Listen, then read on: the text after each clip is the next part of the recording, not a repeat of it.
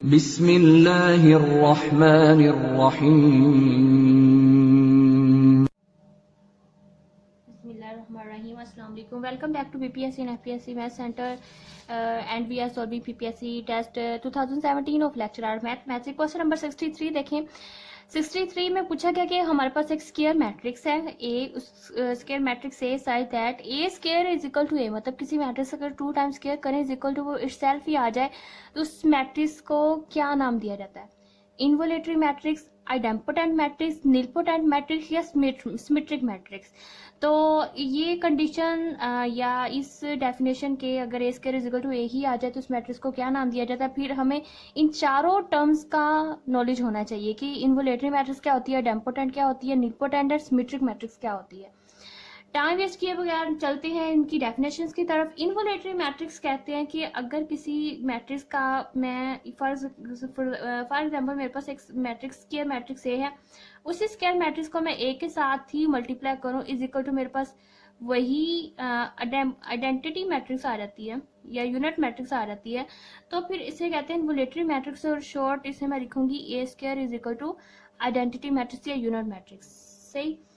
Idempotent matrix क्या होती है? किसी मैट्रिक्स को फॉर एग्जांपल मेरे पास ए है कोई स्क्वायर मैट्रिक्स और अनदर स्क्वायर, उसी स्क्वायर मैट्रिक्स को उसके जब 2 टाइम्स मल्टीप्लाई किया जाए अगर वो वही मैट्रिक्स आ जाती है that's mean A square is equal to A अगर आ जाती है तो इसे कहते हैं आइडेम्पोटेंट मैट्रिक्स। आइडेम्पोटेंट एलिमेंट आप देखें तो वो भी यही चीज होती है कि किसी एलिमेंट को उसके साथ ही मल्टीप्लाई करें वो एलिमेंट इटसेल्फ के इक्वल आ जाए। फॉर एग्जाम्पल अगर मैं लूँ ए स्क्वायर, मेरे पास कोई एलिमेंट है, इस एलिमेंट ए उसका मैं स्क्वायर करूँ इटसेल्फ के इक्वल आ जाता है तो उसे आइडेम्पोटेंट एलिमेंट भी कहते हैं। और मैट्रिक्स में भी यही चीज है, अगर किसी मैट्रिक्स को उसी के साथ मल्टीप्लाई करें और वो वही मैट्रिक्स आ जाए तो that mean A square is equal to A आ जाती है तो उसे मैट्रिक्स को आइडेम्पोटेंट मैट्रिक्स कहेंगे। ठीक है। और गिवन कंडीशन में फिर हमारी बी ऑप्शन राइट होगी विच इज आइडेम्पोटेंट मैट्रिक्स। और नेक्स्ट नीलपोटेंट मैट्रिक्स क्या होती है?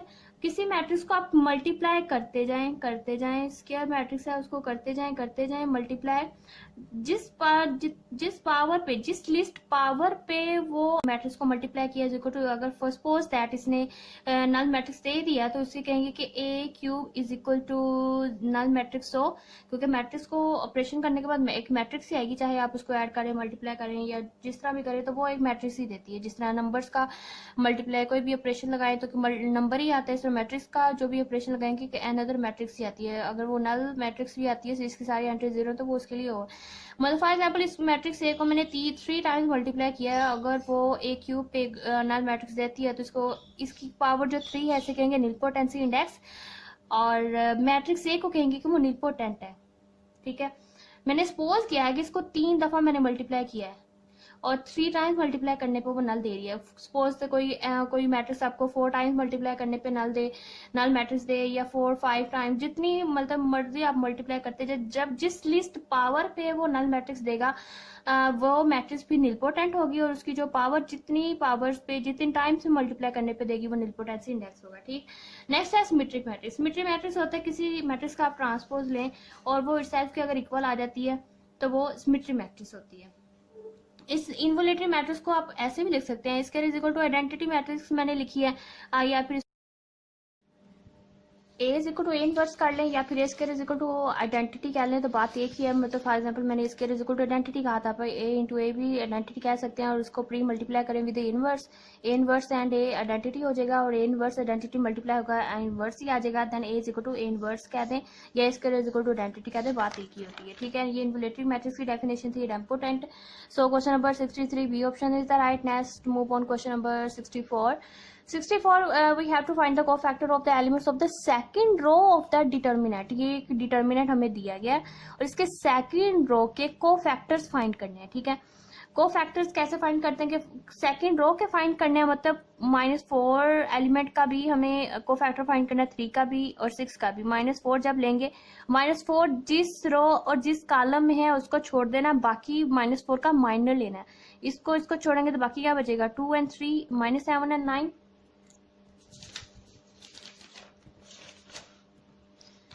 ठीक। और फिर 2, 3 और इसका फिर माइनर लेंगे। अब देखिए मैंने -4 जब लिया -4। अब इसकी second row and first column 2+1 row and column -1 की पावर में लिखते जाना। इसका -2 3 -7 9 और इसका जब डिटर्मिनर लेंगे 9 इंटू 2 18 एंड 7 इंटू 3 21 माइनस के साथ होता है डिटर्मिनर तो प्लस हो जाएगा -39। फर्स्ट अभी हमने निकाला ही है तो -39 ऑप्शंस मैच करें तो -39 फर्स्ट कहाँ पे है, ये ऑप्शन। तो आप डायरेक्ट अभी इसको चूज कर लें, डायरेक्ट नेक्स्ट सोल्व करने की जरूरत नहीं है। अभी एक एलिमेंट सेकंड रो पूरे की उन्होंने कहा कि कोफैक्टर निकाले, भी एक का ही निकाला तो हमें पता चल गया कि वो फर्स्ट ऑप्शन है, तो डायरेक्ट अभी चूज कर ले। नेक्स्ट भी चूज करने हैं, कंफर्म करना है तो कर ले। 3 के भी कोफैक्टर्स निकालने तो 3 जिस रो में है और जिस कॉलम में है वो छोड़ दें, बाकी के बचेगा 1 3 2 एंड 9। उसके माइनस नहीं मतलब उसका डिटर्मिनर ले लें -2। ये 3 कहाँ पे लाई करता है, second row and second column में लाई करता है तो 2 + 2 तो ये प्लस हो गया क्योंकि -4 1 की पावर 4 बनेगी तो विच इज इवन नंबर, सो ये कैंसिल एंड 9 - 6 = 3 -39 एंड 3। नेक्स्ट 6 क्योंकि पूरे सेकंड रो की फाइंड करनी है। अब 6 को लें तो 6 के लिए हम थर्ड कॉलम और सेकंड रो छोड़ देंगे तो 2 + 3 इसका माइनर एंड देखें 11 आता है -39 3 and 11 are the cofactors of the second row, so first option is the right -39 3 and 11। ये तो बेसिक क्वेश्चन था 9 क्लास लेवल का, इसको मैं नहीं कंप्लीट करते। चलिए नेक्स्ट करते हैं। क्वेश्चन नंबर 65 भी हम कर चुके थे। होमोजीनियस सिस्टम लीनियर इक्वेशन क्या होता है, नेक्स्ट उसकी किस तरह होता है। एन वेरिएबल्स में अगर उसका नॉन ट्रिवियल सॉल्यूशन फाइंड करना है तो वो rank of A less than N होगी। ये मैं बहुत डिटेल के साथ इसका कंप्लीट करवा चुकी हूँ। होमोजीनियस लीनियर इक्वेशन क्या होता है, नॉन होमोजीनियस क्या होता है, इसका ट्रिवियल सॉल्यूशन एग्जिस्ट कब करता है, इसका नॉन ट्रिवियल सॉल्यूशन कब एग्जिस्ट करता है, ये हम डिटेल में डिस्कस कर चुके हैं। और यहाँ मैं ये इसका जो नॉन ट्रिवियल सॉल्यूशन के लिए लीनियर होमोजीनियस इक्वेशंस का जो नॉन ट्रिवियल सॉल्यूशन होगा वो होगा rank of A less than, अगर एन है तो वो नॉन ट्रिवियल सॉल्यूशन एग्जिस्ट करेगा। So B option is the right. Next question number 66 intersection of two infinite sets. Two infinite sets का इंटरसेक्शन क्या होता है, ऑलवेज फाइनाइट। ये ऑलवेज का वर्ड जो होता है ना ये बहुत सोच समझ के मतलब बहुत ही खतरनाक होता है, इसको बहुत सोच समझ के चूज करना चाहिए। ऑलवेज वाला वर्ड, ऑलवेज इनफाइनाइट, ये ऑलवेज और नन ऑफ दीज वाला, ये सोच समझ के मतलब आप चूज ऑप्शन करें जिसमें ऑलवेज आता है, नन ऑफ दीज आता है, ऑल ऑफ दीज आता है, वो वाले ऑप्शंस। ठीक है, always infinite, always finite, may not be infinite, none of these. तो देखें कि टू इनफाइनाइट सेट्स हम लेके देख लेते हैं कि क्या वो इनफाइनाइट उनका इंटरसेक्शन होगा या नहीं। मैंने एक सेट ऑफ नेचुरल नंबर लिया है which is infinite set, set of integers लिया है 0 + -1 + -2। जब दो इनफाइनाइट सेट्स का मैंने जब इंटरसेक्शन लिया, इस तरह के ऑप्शंस का ना आप थोड़ा सा करके भी मैथमेटिकली भी देख लिया करें, आपने तुक्का नहीं लगाना। ठीक है, सेट ऑफ नेचुरल नंबर लिया, दो मैंने इंटीजर्स लिए, ये इनफाइनाइट सेट्स हैं। ठीक है, जब मैंने दो इनफाइनाइट सेट्स का इंटरसेक्शन लिया तो वो 1 2 3 up to so on which is also infinite set ही आया। तो अगर मैं अब ऑलवेज इनफाइनाइट तो नहीं कह सकती, अभी भी नहीं कह सकती। ठीक है, ऑलवेज इनफाइनाइट नहीं होता कभी इंटरसेक्शन। हालांकि सेट ऑफ इवन इंटीजर्स भी, इवन नंबर्स भी हमारे पास इनफाइनाइट है, सेट ऑफ ऑड नंबर्स भी इनफाइनाइट सेट है। जब दोनों का दो इनफाइनाइट सेट का जब इंटरसेक्शन लिया which is finite, empty set भी अगर आता है किसी टू इनफाइनाइट सेट का तो वो फाइनाइट होता है, एम्प्टी सेट भी फाइनाइट होता है विद कार्डिनलिटी ऑफ 0। ये एक एक्स्ट्रा नॉलेज समझ लें। चले नेक्स्ट करते हैं। नेक्स्ट 2 क्वेश्चंस जो हैं, least upper bound of a set if exist, least upper bound पे है और ग्रेटेस्ट लोअर बाउंड पे है। ठीक है, ग्रेटेस्ट लोअर बाउंड की बात है और लीस्ट अपर बाउंड की बात है।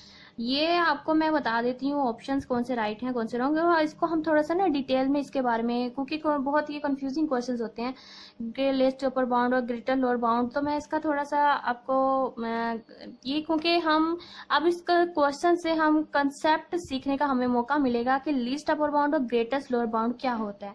और ये कॉन्सेप्ट आपको बहुत क्लियर होना चाहिए क्योंकि कॉम्पिटेटिव एग्जाम में मोस्टली इस तरह के क्वेश्चन जो कंफ्यूजिंग कॉन्सेप्ट्स होते हैं वो उसी में से लिए जा रहे होते हैं, ताकि बच्चे जिनके कॉन्सेप्ट कंफ्यूजिंग है तो वो रह जाएं और जिनको उसमें थोड़ी सी ग्रिप है वो निकल जाएं।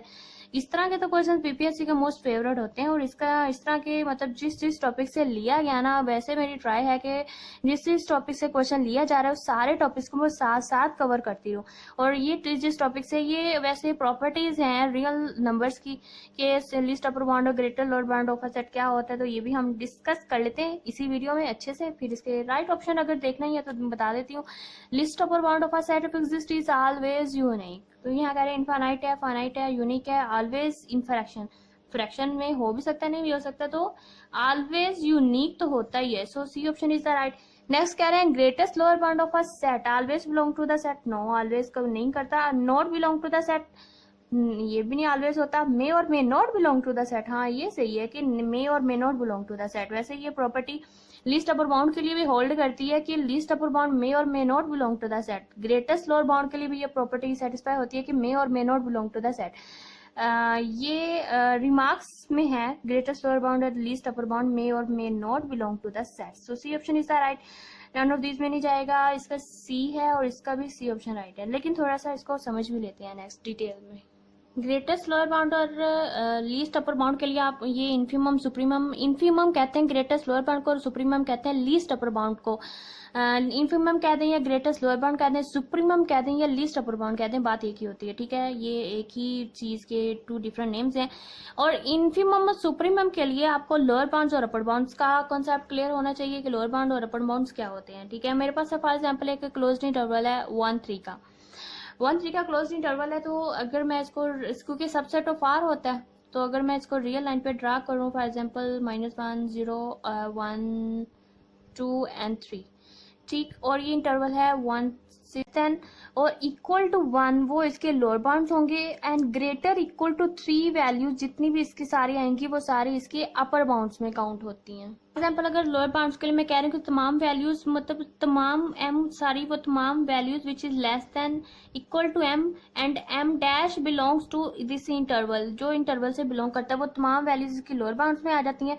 और अपर बाउंड्स में कैपिटल M जो सारी ग्रेटर देन और इक्वल टू m डैश और m dash belong to the interval, जो यहाँ इंटरवल दिया गया 1-3 मैंने लिया, और ये m डैश इसके सारे अपर बाउंड्स में आएंगे, अपर बाउंड्स में होंगे इंक्लूडिंग m डैश, मतलब इंक्लूडिंग 3 ये सारे इसके अपर बाउंड्स में होंगे, और including 1 and less than 1 are the lower bounds.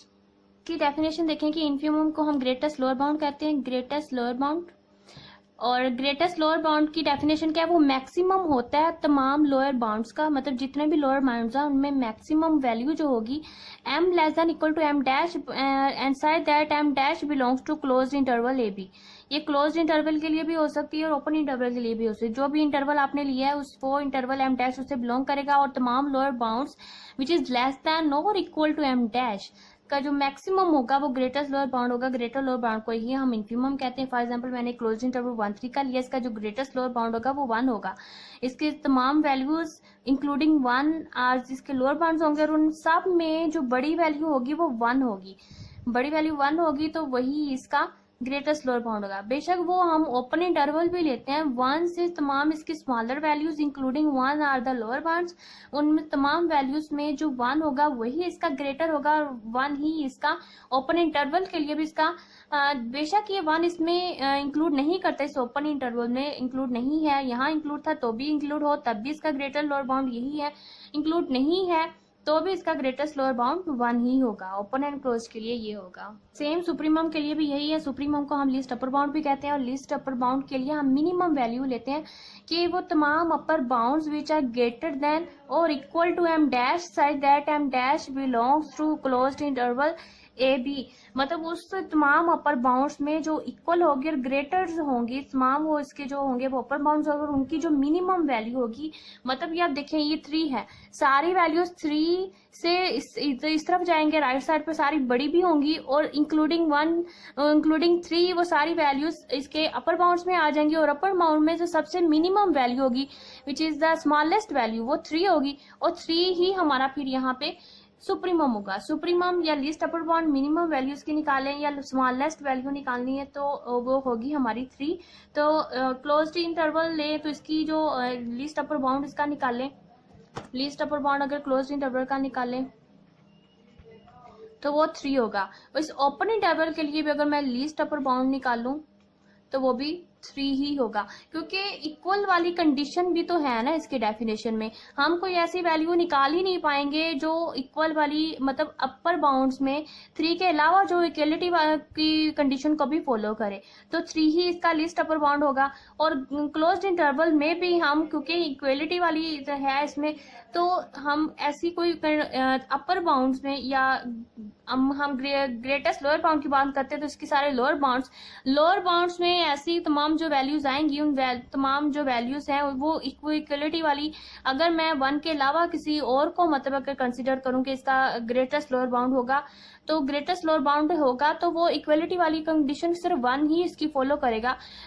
यहाँ तो बिलोंग कर रहा है, लेकिन अगर यहाँ बिलोंग नहीं करता, 1 इस ओपन इंटरवल से बिलोंग नहीं करता, लेकिन ऐसी हम फिर अगर मैं लीस्ट अपर बाउंड फाइंड करती हूँ तो ग्रेटर इक्वल टू का जो फिर वैल्यूज होंगी वो फिर मिनिमम वैल्यू होनी चाहिए। तो 1 से फिर इक्वलिटी वाली भी कंडीशन उसको सेटिस्फाई करनी चाहिए, तो 1 ही वो इसका लीस्ट अपर बाउंड में काउंट होगा। ठीक,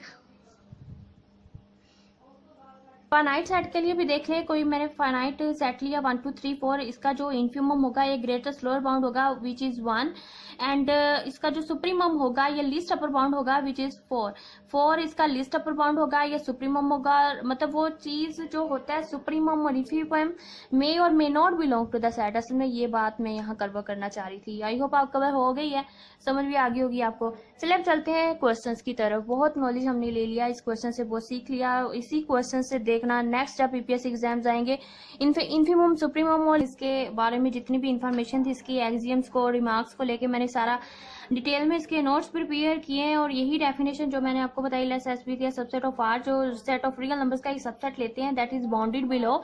अगर वो बाउंडेड बिलो है then the set of R lower value होंगी इसके ऊपर। लोअर बाउंड्स 4 के जो लोअर बाउंड्स में कौन कौन सी एलिमेंट्स वैल्यूज आएंगी, जो इसके पीछे वाली होंगी सारी 3 2 1 0 -1 इसके लोअर बाउंड्स में आ जाएगा। और इसके अपर बाउंड में क्या आ जाएगा, 8 इंक्लूडिंग 8 9 लोअर बाउंड्स में, फिर 4 भी आना था, 4 3 2 ये सारे इसके लोअर बाउंड्स में आ जाएंगे। इसके अपर बाउंड्स में आ जाएगा 8 9 10 सारे इसके अपर बाउंड्स में आ जाएंगे। ठीक है, greater value than interval. So इसके रिमार्क है कि ग्रेटेस्ट लोअर बाउंड मे और may not belong to the set. और सेकंड रिमार्क है कि when the set has no lower bound, अगर किसी सेट में कोई लोअर बाउंड नहीं है तो इन्फिमम उसका नेगेटिव इन्फिनिटी होता है। Point to be noted that negative infinity होता है अगर किसी सेट में when the set has no lower bound then infimum negative infinity. Least upper, ये मैंने दोनों पैरेलल लिखा है, दोनों को के कंफ्यूज करता है greatest lower bound least upper bound, दोनों को पैरेलल रख के अगर याद किया जाए ना तो इनका डिफरेंस फिर याद रहता है, पता चलता है कि इसमें क्या डिफरेंस इसमें क्या डिफरेंस है। दोनों को पैरेलल रख के याद किया जाए, समझा जाए तो बहुत ज्यादा मतलब समझ आएगी और जल्दी समझ आएगी और लॉन्ग टाइम के लिए। That is bounded above, least upper bound के लिए bounded above, then the set of all upper bounds for S has a minimum element, this is called the supremum. Minimum element जो होगा उसके अपर bounds में वो उसका सुप्रीमम होगा। यही मैंने बात डेफिनेशन में की थी, बात मैंने यहाँ की थी कि ग्रेटेस्ट लोअर बाउंड लेना तो आपने मैक्सिमम वैल्यू लेनी है, सुप्रीमम लेना है उसके तमाम लोअर बाउंड्स का मिनिमम वैल्यू लेनी है तो वो उसका सुप्रीमम होता है। यही इसकी डेफिनेशन कह रही है कि आपने तमाम बाउंडेड अबव मतलब उसके सारे अपर बाउंड्स लेने हैं, उसमें जो मिनिमम वैल्यू होगी वही उसका सुप्रीमम होगा। और इसको सुप्रीमम SUP ऑफ एस लिखा जाता है। और इन्फिमम के लिए info of INF of S, set S है तो एस ले लिया, सेट का जो नाम होगा वो। इसका एग्जाम देखें, any non empty set which is bounded above has a greatest lower, जो बाउंडेड अबव होता है उसका ग्रेटेस्ट लोअर बाउंड एग्जिस्ट करता है, दैट इज सुप्रीमम एग्जिस्ट करता है अगर बाउंडेड अबव है। अगर बाउंडेड बिलो है तो इन्फिमम एग्जिस्ट करता है। बाउंडेड अबव, अच्छा जिस कॉल्ड अ बाउंडेड सेट, अगर किसी सेट के बाउंडेड अबव भी है बाउंडेड बिलो भी है उस सेट को कहते हैं कि वो बाउंडेड सेट है। ठीक है, ये एक एक्स्ट्रा इन्फॉर्मेशन होगी। नेक्स्ट रिमार्क में कह रहे हैं कि least upper bound of a set may और may not belong to the set. ये बात अभी मैंने की क्लोज्ड इंटरवल या ओपन इंटरवल लेके मे और may not belong to the set. When the set has no upper bound, अगर किसी सेट में अपर बाउंड एग्जिस्ट नहीं करता तो उसका जो सुप्रीमम होता है वो पॉजिटिव इन्फिनिटी होता है। Least upper bound of empty set, एक एम्प्टी सेट जिसमें कुछ भी नहीं है उसका जो लीस्ट अपर बाउंड होगा वो नेगेटिव इन्फिनिटी होगा। अच्छा, और ग्रेटेस्ट लोअर जो बाउंड होगा वो एम्प्टी सेट का पॉजिटिव इन्फिनिटी होता है। ये भी very important point, important remark है, ये लाजमी याद करें कि जो एम्प्टी सेट के लीस्ट अपर बाउंड होता है, लीस्ट अपर बाउंड वो नेगेटिव होता है और greatest lower bound positive infinity होता है। वो क्यों होता है इसका भी मुकम्मल थ्योरम है वैसे कंट्राडिक्शन थ्योरम के साथ। करना हुआ तो करवा दूंगी मैं। अभी फिलहाल ये रिमार्क्स देखें, क्योंकि बहुत ज़्यादा मैं थ्योरी में जा रही हूँ और लोग फिर देखते ही नहीं है, वो राइट रॉन्ग ऑप्शन ही आप लोग जो लोग ज़्यादा व्यूअर्स देख रहे होते हैं और मेरी वीडियो को इतना टाइम नहीं देते, तो मैं अब ज़्यादा इसके थ्योरी में प्रूफ में नहीं चाहूँगी। करना हुआ तो किसी ने तो बता देना, मैं करवा दूंगी, वरना मैं करवा देती हूँ, लेकिन आप लोग देखते ही नहीं है फिर। ठीक है, नहीं फिर चले नेक्स्ट करते हैं। क्वेश्चन नंबर 69 थे, किसमें कह रहे हैं कि A B belongs to R set of real number से मैंने दो एलिमेंट्स लिए, उनके लिए बताए कौन सी प्रॉपर्टी सेटिस्फाई करती है। ये properties of set of real numbers हैं, एब्सोल्यूट प्रॉपर्टीज हैं। उसमें क्या कहने कि absolute of two real numbers लिया जाए वो ग्रेटर आता है, नहीं है एब्सोल्यूट वैल्यूज में ग्रेटर लेस प्रोडक्ट फॉर्म में तो ये एग्जिस्ट नहीं करती, लेकिन अगर प्लस माइनस होता तो हम ग्रेटर लेस चेक करते हैं, लेकिन अगर प्रोडक्ट हो रहा हो उसमें तो ऑलवेज इक्वल वाली कंडीशन होती है। उसमें कभी कह रहे हैं ग्रेटर है, ग्रेटर इक्वल है, लेस देन इक्वल है, ये तो सारी फिर ऑप्शन ही रॉन्ग हो गए, कोई ऑप्शन राइट नहीं है। क्यों नहीं है, मैं प्रूफ करके इसका तो प्रूफ कर देती हूँ। फॉर एग्जाम्पल मैंने टू रियल नंबर्स लिए, from set of real numbers से मैंने दो नंबर्स लिए, इनका मैं करूँ प्रोडक्ट करना है, 3 - 2 का साइलेंट करूँ तो क्या आएगा, 3 absolute value -6 which is 6। Absolute value चाहे नेगेटिव नंबर की हो पॉजिटिव नंबर की, उसने ऑलवेज पॉजिटिव वैल्यू ही देनी होती है। ठीक, अगर मैं एब्सोल्यूट वैल्यू ऑफ 3 लूँ विच इज 3 आएगी, और -2 की एब्सोल्यूट वैल्यू लूँ तो वो 2 ही आएगी, और इन दोनों का अगर मैं प्रोडक्ट करूँ 3 × 2 करूँ तो विच इज 3 × 2 = 6। मतलब इसमें तो ये फिर हम कह सकती हूँ कि 3 × -2 = product absolute value of 3 × absolute value of 2, तो मतलब ये फिर इक्वल वाली कंडीशन ही सेटिस्फाई हो रही है इसमें। इक्वलिटी होती है इसमें, ना लेस हो रही है ना इक्वल होती है, तो प्रोडक्ट फॉर्म में नहीं होती। वैसे एक ट्रायंगल इनक्वालिटी है जिसमें कहते हैं कि दो एब्सोल्यूट वैल्यूज का अगर दो रियल नंबर्स की एब्सोल्यूट वैल्यू लें तो वो लेस देन इक्वल आ जाती है absolute value of A plus absolute value of A, और इसको तो भी ट्रायंगल इनक्वालिटी भी कहते हैं। This is called the triangle inequality because it is reflection of the fact that one side of a triangle is never longer than the sum of the other two side. Sum of the other two side से वो कभी भी greater नहीं हो सकती, less than equal होती है, ये ट्रायंगल इनक्वालिटी भी होती है। और माइनस अगर दोनों का हो तो वो ग्रेटर इक्वल हो जाता है, होल वैल्यूज हैं ये। ठीक है, absolute value of A minus B greater equal to absolute of absolute value of A minus absolute value of B आ जाता है। तो ये माइनस प्लस में ग्रेटर या लेस इक्वालिटी होल्ड करती है, लेकिन इक्वालिटी तो प्रोडक्ट में तो इक्वालिटी ही है। ये absolute value greater equal to हमेशा 0 होती है, और -a की एब्सोल्यूट वैल्यू लेते हैं वो एब्सोल्यूट वैल्यू ऑफ ए दोनों की इक्वल ही आती है। मैंने अभी बताया कि -2 की एब्सोल्यूट वैल्यू लें या एब्सोल्यूट वैल्यू ऑफ +2 लें तो वो ऑलवेज पॉजिटिव ही आएगी। ठीक है, और a less than equal to positive value of A होता है, इक्वल भी हो सकता है, इसके लेस भी हो सकता है, माइनस हो तो लेस हो जाएगा। प्रोडक्ट में तो हमेशा ही इक्वल ही होती हैं। ये मैंने कुछ प्रॉपर्टीज लिखी हुई थी एब्सोल्यूट वैल्यूज की।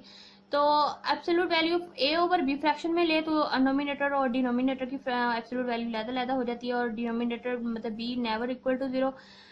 ये प्रॉपर्टीज हो चुकी हैं डिस्कस। मतलब इक्वालिटी होल्ड करती है, लेस ग्रेटर वाली प्रॉपर्टीज में होल्ड नहीं करती। तो हम फिर क्या करेंगे, इसके सारे ऑप्शंस रॉन्ग है। मतलब यहाँ कह रहे ग्रेटर इक्वल, ग्रेटर तो नहीं होती, इक्वल हो जाती हैं, ये भी रॉन्ग हो गया। इसमें कह रहे लेस देन इक्वल, लेस तो नहीं होती, इक्वल हो जाती हैं। यहाँ कह रहे हैं ग्रेटर है, less than absolute value of A B less than absolute value of A minus absolute value into absolute value of B, तो लेस भी नहीं होती, ग्रेटर भी नहीं होती, लेकिन वो ग्रेटर इक्वल हो जाती हैं। ग्रेटर नहीं होती, इक्वल हो जाती हैं। ग्रेटर लेस देन और इक्वल हो जाती हैं। इसके तो फिर सारे ऑप्शंस रॉन्ग होंगे। तो आप फिर कोई भी चूज कर लें, मार्क्स तो मिल जाएंगे, कोई भी चूज कर लें फिर। क्योंकि हम अगर सिर्फ इक्वल वाली चीज लेके चलें तो फिर उन्होंने लेस के साथ इक्वल लगाया, ग्रेटर के साथ इक्वल लगाया, फिर हम वेरीफाई नहीं कर पाएंगे कि बी ऑप्शन राइट है या डी ऑप्शन राइट है। तो फिर आप बी और डी में से कोई भी ऑप्शन चूज कर लें, क्योंकि सारे ऑप्शंस रॉन्ग हैं। फिर बी और डी में से है कि इक्वलिटी, इसमें इक्वलिटी साइन ऑप्शन तो आपने लाजमी चूज करना है, स्किप नहीं करना, लाजमी चूज करना। इस तरह के जहां रॉन्ग स्टेटमेंट दी जाए, रॉन्ग ऑप्शंस दिए जाए, उसमें से लाजमी ऑप्शन चूज करके आना। फिर जो जिसमें ज्यादा चांस राइट के ऑप्शन के बन रहे हो, फिर वो वाला ऑप्शन चूज करना। ठीक है, ऑप्शन कौन सा चूज करना है जिसमें ज्यादा चांस राइट होने के हो रहे हो, वो जो आपको लग रहा है कि हाँ ये कुछ ज्यादा राइट हो सकता है, छोटी सी मिस्टेक है बस, तो वो वाला ऑप्शन चूज करें। तो बी और डी में से कोई ऑप्शन चूज कर ले। फिर यहाँ मैं डी ऑप्शन चूज कर लेती हूँ, ये राइट है। नेक्स्ट कह रहे हैं question number 70, convergence sequence converge to a unique limit. हाँ, कन्वर्जेंस सीक्वेंस अगर कन्वर्ज करती है तो ऑलवेज वो यूनिक लिमिट को ही कन्वर्ज करती है। A option is the right. Next कह रहे हैं मैनी लिमिट, मैनी तो नहीं हो सकती, एनी टू, टू भी नहीं हो सकती, टू नहीं हो सकती तो मैनी तो कभी नहीं हो सकती, नन ऑफ दिस में नहीं जाएगा। यूनिक लिमिट, अगर किसी सीक्वेंस की लिमिट कन्वर्ज करती है तो always converge to a unique limit, ये एक थ्योरम की स्टेटमेंट भी है। ठीक है, 70 क्वेश्चन हो चुके हैं और like and share with your friends. Thank you. Comment section में आप लोग जरूर बताया करें, मुझे बहुत वेट रहता है वीडियो अपलोड करने के बाद कि आप लोग क्या रिस्पॉन्स करते हैं, आप लोगों को कैसा लग रहा है।